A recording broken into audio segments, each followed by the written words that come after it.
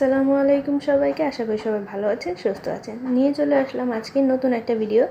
আজকে বাহির থেকেই শুরু করছি, কারণ আজকে আমার শাশুড়ি মা মাংস রান্না করবে, গরুর মাংস, যার কারণে বাহিরে মাটির চুলায় রান্না করবে। আমাদের ঘরে অবশ্য বাকি সব রান্না গ্যাসেই রান্না হয়, শুধু মাংসটাই মাটির চুলায় রান্না করার চেষ্টা করি আমরা সবাই। কারণ মাটির চুলার যেই গ্রানটা আসে ওই গ্রানটাই পাওয়া যায় না কোথাও, গ্যাসে রান্না করলে তো পাওয়াই যায়ই না। মাটির চুলায় রান্নার একটা স্বাদই অন্যরকম, এটা তো সবাই জানেন কম বেশি। তো আমরা প্রত্যেক সময়ই যখনই রান্না করি মাংস, তখনই চেষ্টা করি মাটির চুলায় রান্না করতে। আর এইদিকে তো আমি ঘুরে ঘুরে ভিডিও করছিলাম, শাশুড়ি মা আজকে রান্না করবে মাংস, আমাকে বলছিল আজকে দে আমি রান্না করি, তুই অন্য কিছু কর। তো আমি ভাবলাম আমি তাহলে ঘুরে ঘুরে ভিডিও করি, আর আমিও ঘরের মধ্যে কিছু টুকিটাকি রান্না বান্না আছে বা যেগুলো কাজ আছে ওইগুলো সেরে ফেলি।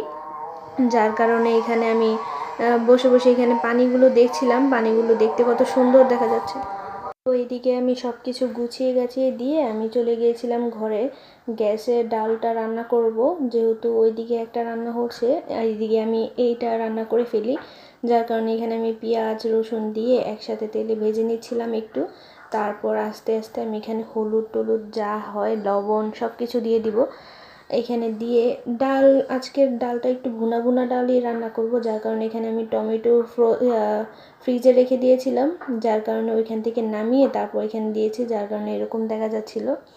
আসলে সবার মা চাচিরা খালারা সবাই কিন্তু এরকম একটা সিজনাল ফল বা সবজি যে কোনো কিছুই চেষ্টা করে ফ্রিজে রেখে দিতে।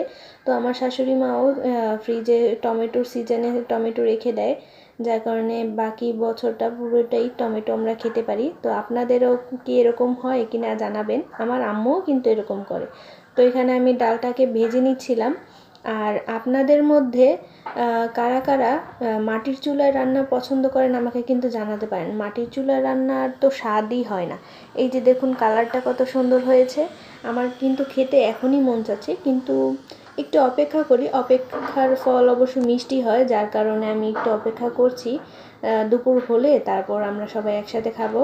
তো এখানে শাশুড়ি মা রান্না করে নিয়ে আসলো, আমি নিয়ে আসলাম। তারপর এখানে আমি যে ডালটা রান্না করেছিলাম ওই ডালটা এখানে ভুনা করেছিলাম, হালকা ঝোল রেখেছি, সাথে শাশুড়ি মা করলা ভাজি করেছিল, আর সাথে সালাদ কেটে রেখেছিলাম। এই তো সালাদগুলো যখন সালাদ খাওয়ার টাইম হবে তখন এটা লবণ দিয়ে মেখে ফেলবো, না হলে পানি ছেড়ে দেবে। তো এই ছিল আজকে আমার ছোট্ট একটা ভিডিও। সবার কাছে কেমন লাগলো কমেন্টে কিন্তু জানাতে ভুলবেন না। সবাই ভালো থাকবেন, সুস্থ থাকবেন। আল্লাহ হাফেজ।